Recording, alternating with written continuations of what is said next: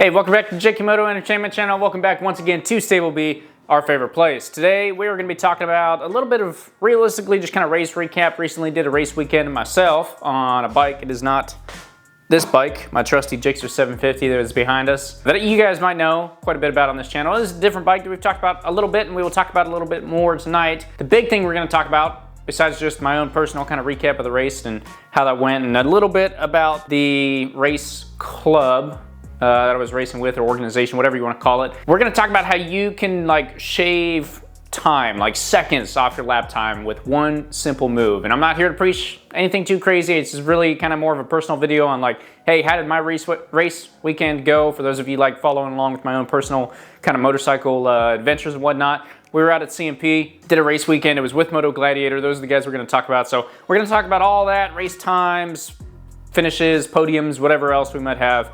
Talk about it all. So stick around for the video. Let's get into it.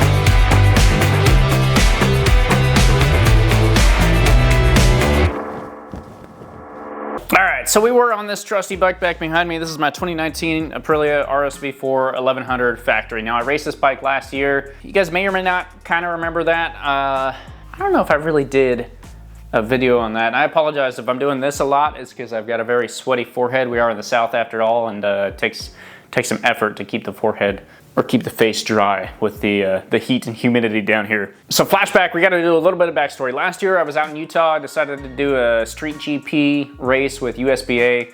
I'll put a link up to the video on that. That was more of a review, but it was a great weekend. Did the street GP thing. That required no race license, required little to no bike prep, like track day prep, no race prep. So I decided to kind of check that out and see what that was like. There was a ton of fun. Ended up winning that race, a short race, but won it anyway.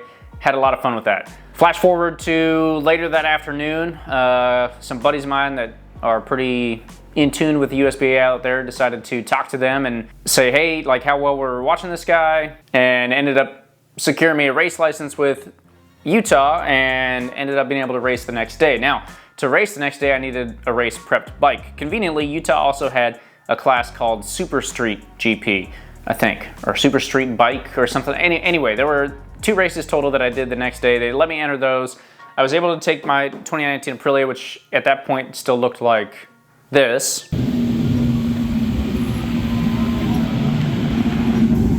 And all we had to do was basically safety wire it, get us some new tires, mostly for my own aspect, but I couldn't run slicks, and the bike had to be able to be street legal within 10 minutes. So it was perfect because I already had a street legal motorcycle. I was able to tape up the lights, safety wire everything, didn't have to have a belly pan. I wired up my kickstand so it couldn't fall down, and I wasn't able to run slicks, so no one else was able to run slicks. So I went and got myself some super sticky Pirelli tires, ran that the next day, did pretty well in that.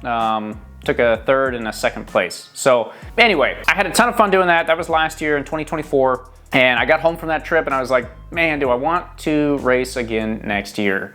And so I kind of pondered over doing that for a few weeks, maybe even a couple months, and started looking into fully race prepping the Aprilia and getting a race license and what club I wanted to race with and everything else. Now, I have a very busy schedule. I am not always able to go ride as much as I would like to. I can't devote every single weekend to riding as much as I wish I could, which is why so many of these videos are often here in our favorite Stable B. But I said, hey, let's go ahead and race prep the bike and let's find a club that I can race with and at least do a couple of race weekends. So I got some race fairings for the motorcycle, finished up adding some safety wire. I think we actually safety wired everything. I just checked with my new rule book, make sure I had everything safety wired. Custom painted my race fairings, which I do have to say they look pretty good. I'll post another video. I think, I don't remember where we had it. Anyway, I'll have a video. There'll be a link up here to just kind of showing this bike fully race prepped.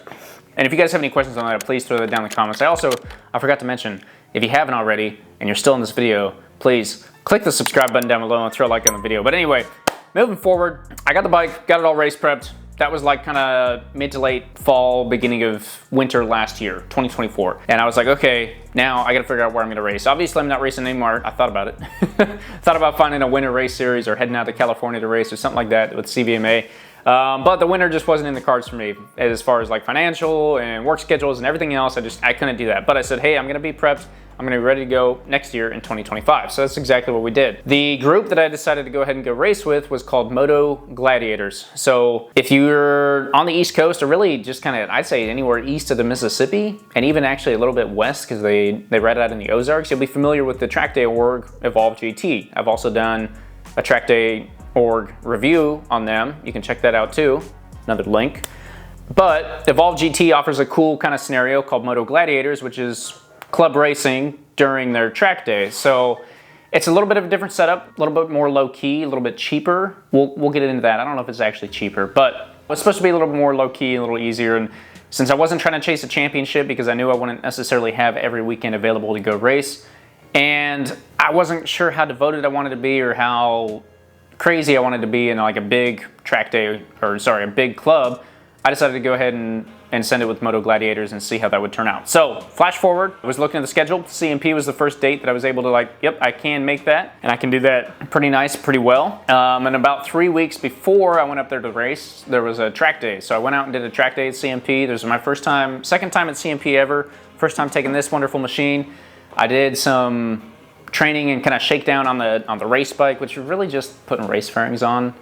I wanted to cover that real quick. If you're doing work on your motorcycle and it's a track-only motorcycle and you're wondering where to test it, if you are questioning whether or not your work is good enough to test it at your track day, you should be looking at the work and not necessarily like, can I go run this down my road in front of my neighborhood? Is that okay? Or where do you guys test all your stuff? Realistically, like if you're really just, hey, I want to do something, like I just want to make sure everything's working, and I don't want to get to my track day and realize I messed up something. I understand that. A lot of us do work from, sorry, this is such a tangent, but I got to cover it. A lot of us do our own work in our garage. We're not necessarily certified or know exactly what we're doing all the time. So heading out to a parking lot or just running it up and down the road in front of your house just to simply like, does it go? Does it stop? Is it leaking anything? I understand that completely. Go for it. But if you're like, got done doing something big and you're not sure if that's going to work and you want somewhere to test it before you go do a track day on it, you should be doing better work than that, because that is your track or race motorcycle and it needs to be done very well. But anyway, so I was down at a racetrack doing a shakedown run.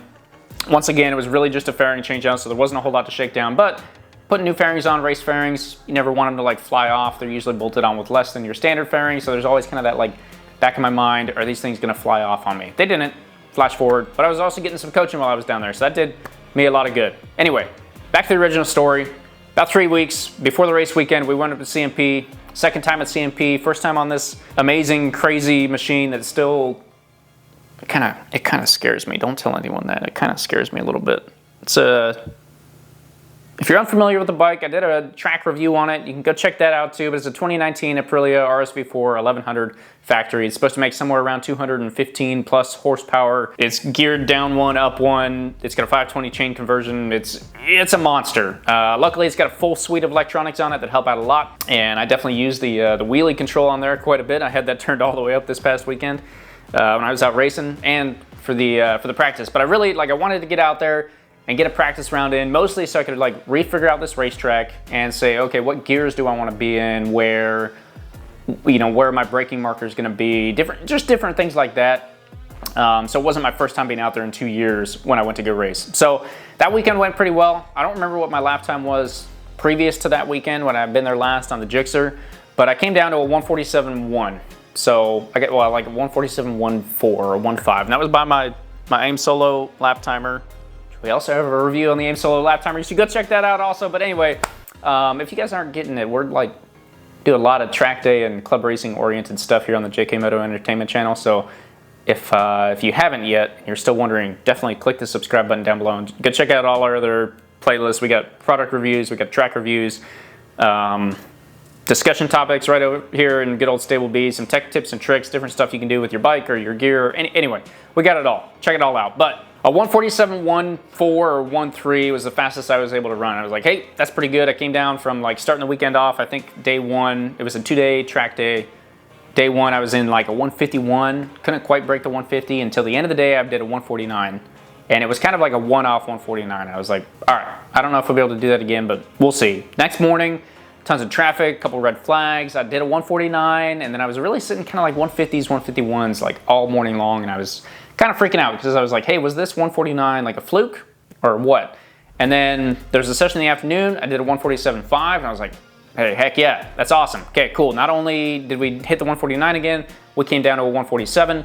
That's sweet. Usually, like, for me anyway, and maybe a lot of you will see this also, I don't know, but you'll go out, you'll set a PB, and then the rest of the day you're like kind of chasing that personal best. You can't quite get that like fluid motion back in. You end up settling out, or at least I end up settling out about 1 second above that. So I went out for one final session, and I saw 147 again, saw green lights. I was like, that's awesome. Kept coming around, you know, did 7 laps or so. Finally got down to 147.14. I was like, sweet, cool. Called it a day, came in. Looked at the lap timer, and it was like a 151 for my out lap, 149, 148, 147, 47, 47, 47, 47. Like, I was just clocking 147s all day. So I was like, you know what? That's great. That's a good pace. I'm able to consistently do the 147s. It feels way better than yesterday. We're good to go. Packed it up. Came back 3 weeks later for the race weekend. So, flashing forward 3 weeks, I had already signed up with MotoGladiator. I think entry fee, so you pay for the track day, and then you pay for each race. Each race is 60 bucks. And then the track day, whatever the track day costs. So in this case, the track day was $225. So there's $550, and then it was, I don't know if that math is gonna add up. I don't remember exactly what the track day was, but there are 2 races a day, it's 60 bucks a pop, so 120 plus 120, and then whatever the track days were, paying for each track day. My total, you can do the math if you want, you can figure it out, but the total was $710 for the weekend. So that, the kind of cool part about it is it's mixed with a track day, so you still get to do the whole track day. Now, if you've been club racing, you'll know that generally, you show up, maybe do a track day the day before, you get some practice in, then you have qualifying in the morning and some races in the afternoon. And depending on how many races you're doing, you might only race once or twice in the afternoon, so you might only do 2 to 3 sessions in the morning and 1 or 2 races in the afternoon. Whereas most track days run about 7 sessions, and you're just every hour on the hour, boom, boom, boom, boom, boom, knocking them out about 7 total. So I went into this saying, hey, we're gonna treat it like a race weekend. I might skip some track day sessions, but I'm racing, and that's what I'm gonna focus on. So I showed up. I had already done all my practicing the day before, or sorry, 3 weeks before, and I just needed to get out and set a qualifying time. So, you know, we have transponders, they've got everything, they've got the whole jive set up, ready to go. And so I get out there, and basically the way that they run it is your first 3 sessions in the morning are just qualifying sessions. So the other thing with this MotoGladiators is they have classes, but you all race together. So it's just one race for all classes at the same time. They keep the grids nice and small, so it's not like a worry about having 75 bikes out there. Not too many people sign up. The downfall of that is in qualifying in the morning, you know, I was out in B group, and I ran into some traffic. And so generally, like if you're running with a club, everyone there is racing, everyone there is qualifying, and your traffic is not gonna be your standard track day traffic. So if I was gonna say like one con, I would kind of say that's what it is because it's mixed with a track day. Like that's nice because it's a little bit more relaxing. But you are going to run into traffic out there, and it's hard to get good qualifying laps in around everybody else. Now, if you're good enough, you can still go get it, and that's what obviously some other people did. But I came in for qualifying. Let's see. I've got my... Actually, I don't. I wasn't able to find the qualifying time on there. But my qualifying time came in right at a 147, like, I think 5. So that was the fastest I was able to do. I was still pretty happy with that because it was on mark with my earlier personal best I had set in the 147s. I said, hey, cool, we're good to go. That'll be good. And then I set up for the race that afternoon. So once again, 3 sessions or 4 sessions in the morning, and at lunch they make the grid. So just every session you can go out, they just track all your times all morning. You can go out, come in, whatever, but whatever time you have that's best for everyone, that's gonna make the grid for the afternoon. And then you keep the same grid for first race and second race, and you do 2 races in the afternoon. So at CMP we did 5 lap races, and I think that's mostly because it was a little hot, and then also because once again this is kind of a more of a low-key club. But I came out, I gridded it up in 5th because that's where I qualified, and then we raced. And the cool part, I had some friends out there with me. You have your transponder, you can log into Speed Hive and watch it live. That's super awesome because if you can't see what's going out on the track, you can like watch those lap times coming in live. You can watch other people's lap times. You can watch yourself like, well, your friends, your family, your fans, if you got them, can watch you pass people, watch you set better lap times, and everything like that. And it was pretty cool. But I got down to, we'll say a 145.503. Yeah, okay, cool. Yeah, 145.503. Sorry, I got a whole bunch of charts down here. The next morning is when something very special happened. But, so 145.503, I was out there battling with, now keep in mind, I'm not the fastest guy out there. I'm still working on speed myself. So if you hear me giving out tips for speed, that's coming from a guy that like hasn't figured it all out yet. So if I give you a tip, it's because like, hey, I just figured this new thing out, or like someone has told me this before and I tested it and it's absolutely true. What I found was that being out on the grid with, there weren't lights, but with flags and with a checkered flag at the end and someone in front of you to chase down, it is so much easier to kick seconds off your lap time. So it went from a 147.5 in qualifying to a 145.5 while racing. That's a 2-second drop in one race. And it's only 5 laps. It's not like we were slowly building up to it. It was pretty much off the jump. And in fact, I think my lap time from the start was like a 147 something. So I did better on the first lap from a dead stop than I did in qualifying in the morning. So just that right there should tell you, it's kind of going to be the theme of my video here, besides once again the personal kind of race cap, is just like, if you want to get fast and you are safe on the racetrack and you're relatively consistent and you've got a good set of like skills underneath you, like you've been to the racetrack before at least, done some track days, you've gotten a race license. Really, that's kind of like the key. If you can go past the race license school, it's not that hard, but I will say like they generally want you to be relatively quicker. The more important thing is how safe you are and how predictable you are out on the racetrack. Running a good race line, not doing something absolutely crazy, throwing off the guy behind you. Basically, like everyone out there has a license, a race license, and that means we're all keeping each other safe. We are still racing, which inherently is a little bit dangerous, but we are keeping each other safe because we all know generally what we're gonna do. We all have the same similar goals. So 2 seconds is what I dropped there. That was race 1. It was in the afternoon. It was blazing hot. It was awesome. We were all on the same grid, so all classes were out there. There was a guy that was in 600 Expert. He was actually one of the Evolve GT control riders. And he was on a ZX6R, which you're gonna laugh at me because I shouldn't be fighting a ZX6R on an 1100, but once again, I'm not the fastest guy out there. So I was absolutely fighting with him, but it was tons of fun. I think he was getting a little angry at the end because I'm small and I have an 1100 and he'd pass me into one corner. I'd stay right on him. We'd hit the main straight. I'd blow by him again. And then he'd try and keep up with me until that corner again. He'd outbrake, like the same corner, he kept outbraking me. I'd keep on him right afterward because I'm like, gosh dang it, he got me again. To be fair, he was running a different line out there, but it was like super fun, just good racing. Because he would come in super deep, brake super late, and then kick around. I'd come in, brake normal, brake a little early, stay right behind him, get back on the gas on the straight, end up catching him at the end. I think one of the times I almost didn't, but I got him right at the end, and it was just awesome. It was a great time. So dropped 2 seconds, came in. I think I came in. Let's see. I've got the answer. I can stop saying I think. I came in 6th out of 10 people total on the grid. 3 of which didn't have lap timers or didn't have transponders or something. But I wasn't dead last. Came in 6th on the grid after placing 5th on in qualifying, so I did pretty well. And like I said, I dropped down to 145.5, so that was awesome. The second race of day 1, we had some technical difficulties. Aprilias don't like starting when they're hot, especially when they need some valve work, and I think mine probably does. And my battery did not want to start the bike, so we tried everything we could to get it started, to get out there on the race, but ended up not quite making it in time, and they ran the race without us. But I wasn't too mad. Things happen. Not everything can go perfectly. We had a great day, made some good time, and finished 6th overall. And we'll get to the good part once we talk about the next day. Next day, woke up, had a goal, and my goal was to do better than the day before.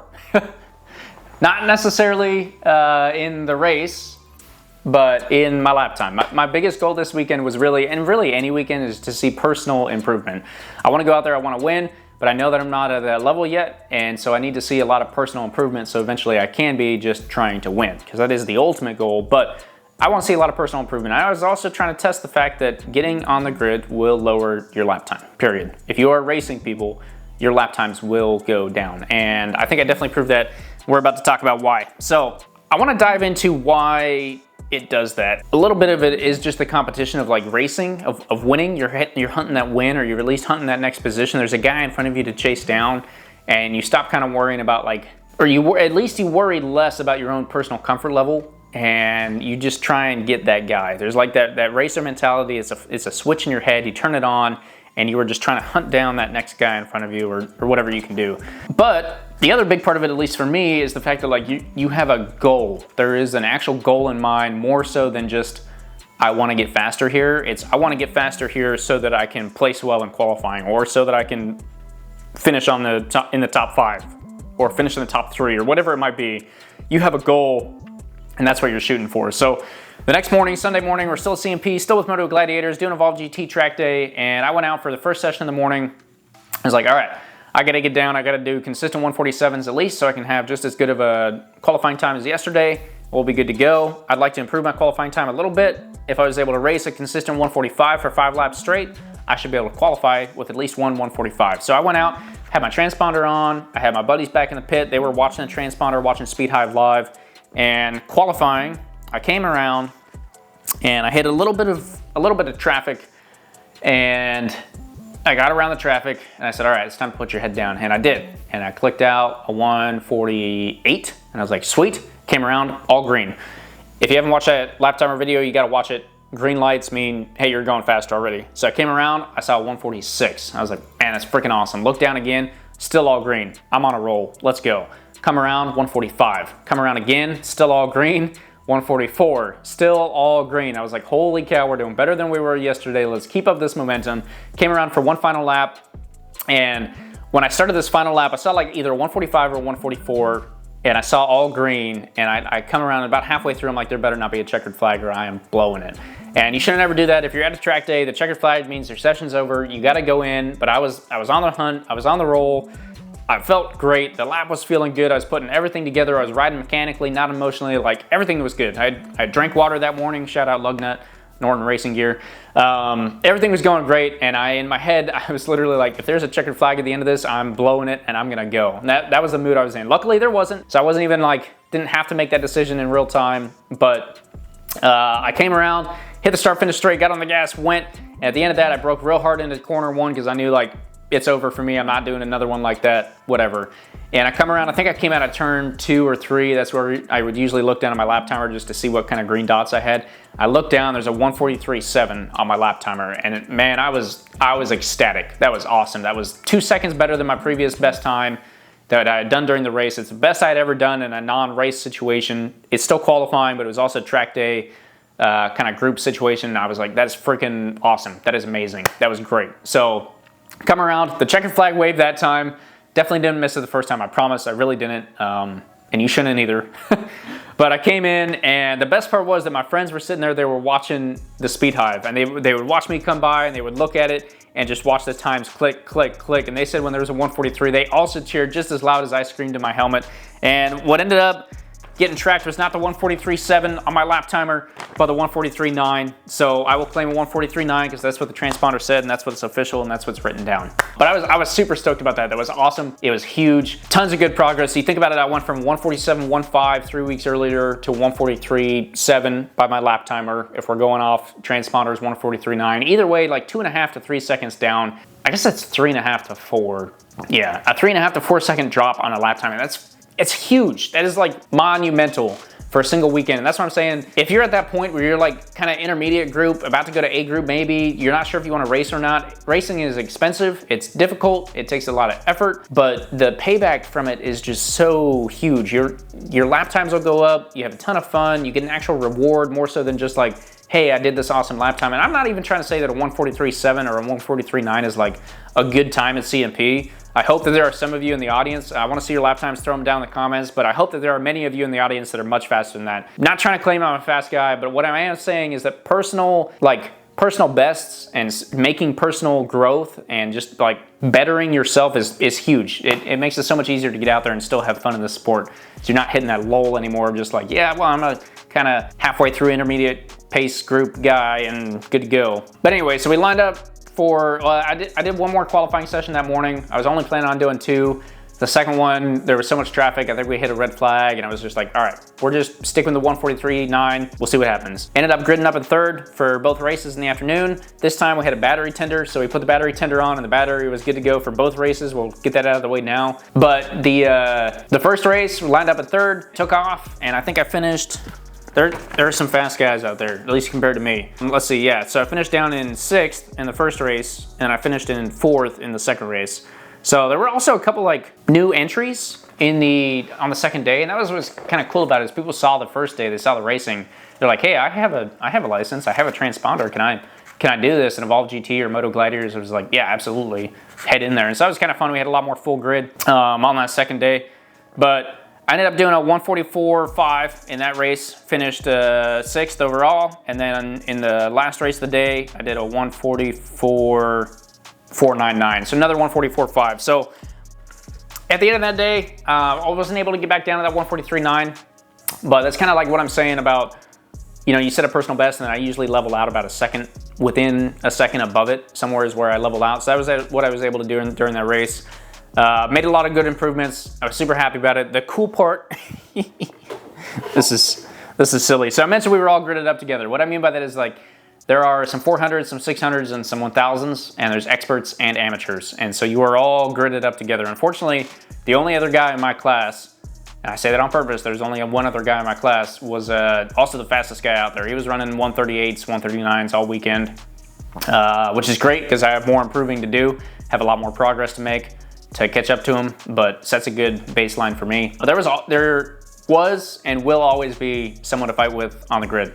So if you're debating racing because you think you're just too slow, there's someone else that has had that debate and decided to go for it, and you're gonna be right there with them. And if not, you're gonna spend your first couple of races being way in the back, and you're gonna find that racer mentality, and you're gonna drop lap times and catch up to them. So before my camera overheats here because it's hot, because it's the south, we have 3 of these total. 1, 2, and 3.